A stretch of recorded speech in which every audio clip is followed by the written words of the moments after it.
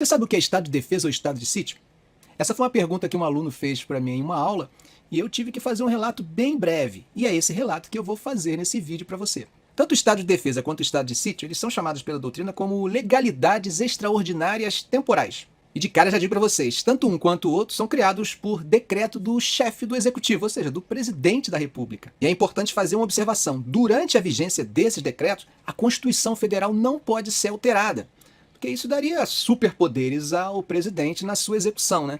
E o legislativo poderia se aproveitar disso para fazer grandes mudanças num período que é considerado período de exceção.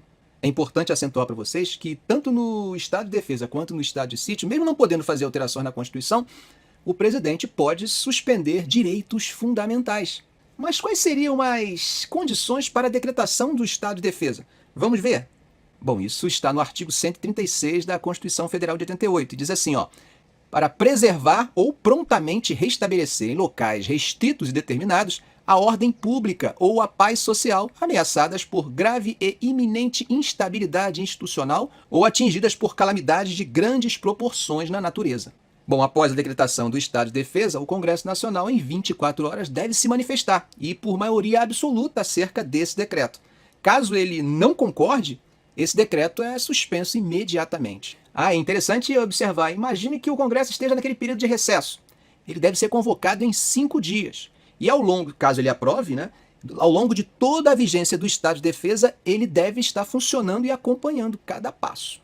Professor, mas quais são esses direitos fundamentais que podem ser suspensos? Bom, por exemplo, direito à reunião, direito ao sigilo de correspondência, ao sigilo telefônico ou telegráfico. E o Estado ainda pode fazer uso de propriedades, né, caso seja necessário. Mas não é para a vida toda não, tá? Ele tem prazo determinado. O prazo é de 30 dias. Agora é claro que ele pode ser prorrogado por um igual período. Podemos concluir então que, no máximo, o estado de defesa pode chegar a 60 dias. É importante dizer que, embora seja o presidente o autor do decreto, os poderes continuam funcionando e controlando. Por exemplo, as prisões devem ser imediatamente comunicadas ao juiz. E esse juiz, caso considere essa prisão ilegal, a prisão vai ser imediatamente relaxada. Mas professor, isso é o que você está dizendo. Não, é a Constituição Federal de 88. Isso está no 3º parágrafo do artigo 136. Antes de fazer o decreto, o presidente ele precisa ouvir o Conselho da República e o Conselho de Defesa Nacional.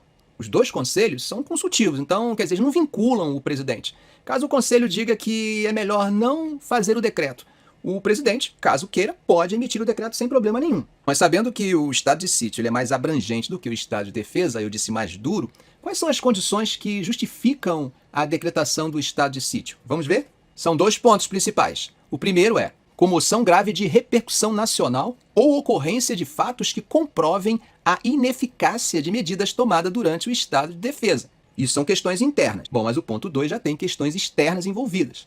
Diz assim: declaração de estado de guerra ou resposta à agressão armada estrangeira. Bom, nos 2 casos, o Congresso deve acompanhar, como eu disse, concomitantemente.